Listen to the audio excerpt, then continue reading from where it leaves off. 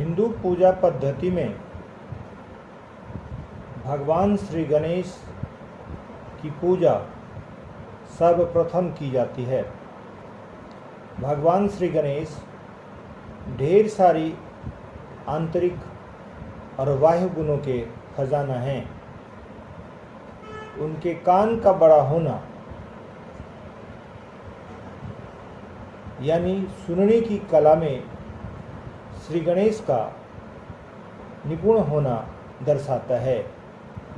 नारद बचपन से ही सभी देवी देवताओं के बीच रहे।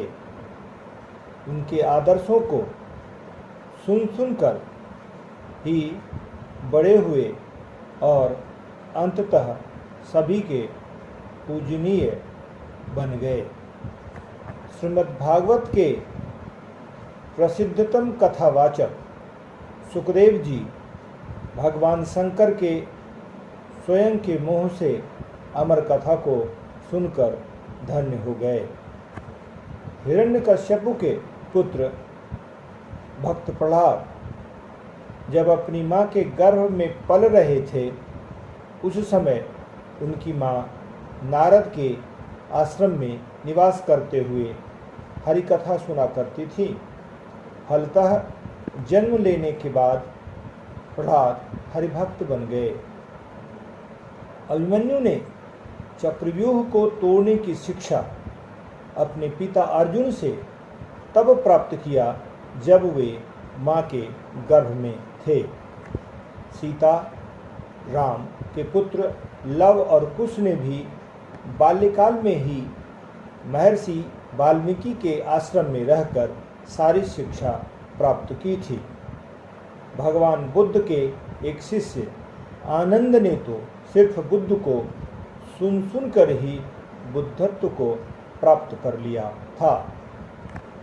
प्राचीन काल में जब लेखन शैली और प्रिंटिंग कला का विकास नहीं हुआ था, तो सभी अपने गुरुओं के मुख से उपदेशों को सुनकर ही महान बने। वर्तमान समय में भी शिक्षण संस्थाओं में शिक्षकों के व्याख्यान को सुनना विद्यार्थियों के लिए अनिवार्य है। 75 से 90% व्याख्यानों को सुने बिना विद्यार्थियों को परीक्षा में बैठने की अनुमति नहीं मिल पाती है। जो बच्चे अध्यापकों के व्याख्यान को सुनने में ध्यान नहीं लगाते, वे कम अंक प्राप्त करते हैं और कभी कभी तो वे परीक्षा में असफल भी हो जाते हैं।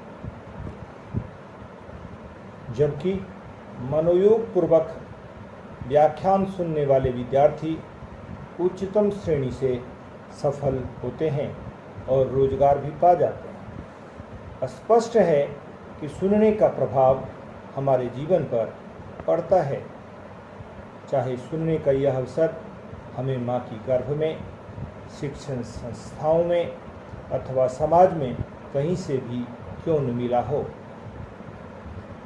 सोचने का विषय है कि क्या आज हम अपने बच्चों को अच्छी बातें सुना रहे हैं, अच्छे दृश्यों को दिखा रहे हैं।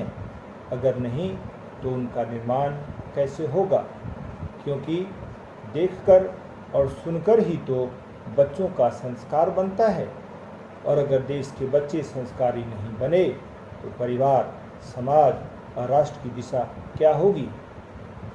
कहीं ऐसा ना चरितार्थ हो जाए, बोया पेड़ बबूल का आम कहाँ से होए।